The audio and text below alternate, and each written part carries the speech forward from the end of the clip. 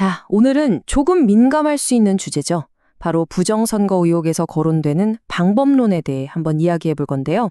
이게 실제로 있었다, 없었다를 떠나서 어떤 방식들이 기술적으로 가능하다고 주장되는지 그 설계도를 차근차근 들여다보겠습니다. 여러분은 어떻게 생각하세요? 정말 한 나라의 선거 결과를 누군가 인위적으로 바꿀 수 있을까요? 만약 그게 가능하다면 대체 어떤 방법으로 가능한 걸까요? 이게 오늘 우리가 던져볼 가장 근본적인 질문입니다. 여기서 딱 한 가지 짚고 넘어갈 게 있는데요. 저희는 이게 진짜다, 가짜다 이렇게 진실을 가리려는 게 아닙니다. 그저 이런 의혹들이 어떤 원리로 가능하다고 주장되는지 그 메커니즘만 한번 중립적으로 살펴보자는 거죠. 자, 그럼 진짜 한번 시작해 볼까요? 자, 그럼 첫 번째 단계부터 볼까요? 모든 의혹의 출발점이라고 할 수 있는 선거인 명부 조작입니다. 그러니까 투표가 시작되기도 전에 이 선거의 가장 기본이 되는 데이터, 바로 유권자 명단 자체를 손본다는 거죠. 그럼 이걸 왜 할까요? 목표는 아주 단순합니다. 실제 투표가 일어나기도 전에 컴퓨터 시스템 안에다가 가짜 유권자를 미리 심어두는 거예요. 말 그대로 유령 투표를 만들어 놓는 거죠.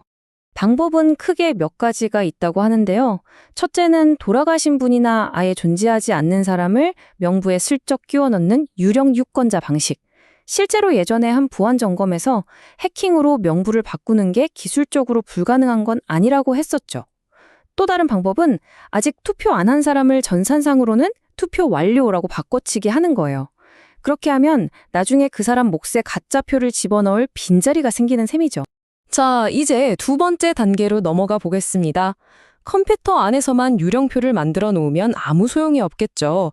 이제 그 디지털 유령들을 현실 세계로 끄집어내는 작업이 필요한 겁니다. 그러니까 1단계에서 전산으로 조작한 숫자만큼 진짜 가짜 투표지를 만들어서 그 수를 똑같이 맞춰주는 거죠. 가상 데이터를 현실로 만드는 아주 물리적인 작업이라고 할 수 있겠네요. 여기서 많이들 들어보셨을 통가리라는 말이 나옵니다. 이게 뭐냐면요. 투표가 다 끝나고 봉인된 투표함이 개표소로 이동하잖아요. 바로 그 과정에서 CCTV 사각지대 같은 곳에서 투표함 안에 있는 내용물 전체를 미리 준비해둔 가짜 투표지로 싹 다 바꿔치기 한다는 그런 의혹인 거죠. 아니, 그럼 가짜 투표지는 티가 나지 않을까요? 주장하는 쪽 이야기를 들어보면 몇 가지 특징이 있다고 해요.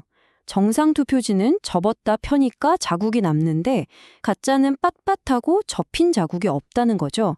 또 인쇄 품질이 좀 떨어지거나 심지어는 법으로 정해진 것과 다른 QR코드가 찍혀 있을 수도 있다고 합니다. 실제로 이런 의혹의 증거라고 하면서 몇 가지가 제시되기도 했어요. 예를 들어 투표지 아래쪽에 뜬금없이 녹색 잉크가 묻어 있어서 배춧잎 투표지라고 불리는 거나 기표 도장이 확 번져서 마치 일장기처럼 보이는 투표지 같은 것들이요. 그리고 방금 말했던 마치 새돈처럼 아주 빳빳한 투표지가 한두 장도 아니고 다발로 발견되는 경우도 있었죠. 자, 드디어 마지막 세 번째 단계입니다. 개표 해킹. 이제 실물 투표지를 넘어 최종 결과를 보여주는 디지털 시스템 자체를 건드리는 거죠. 이걸 두고 어떤 사람들은 화이트 칼러 범죄 같다고도 하는데요. 왜냐하면 실제 투표함에 뭐가 들어있든 상관없이 그냥 마지막에 우리가 보는 컴퓨터 화면의 숫자, 그 결과값 자체를 바꿔버리는 게 목표거든요. 여기도 여러 가지 방법이 거론돼요. 예를 들면 투표지 분류기에 USB 같은 걸 꽂아서 프로그램을 살짝 바꾸는 거죠. 그래서 특정 후보표를 자꾸 무효표로 빼돌리게 만든다는 거예요. 아니면 더 대담하게 중앙 서버에 직접 들어가서 득표율을 예를 들어 63대 36 이렇게 미리 정해놓은 값으로 강제로 맞춰버린다는 서버 보정 의혹도 있고요.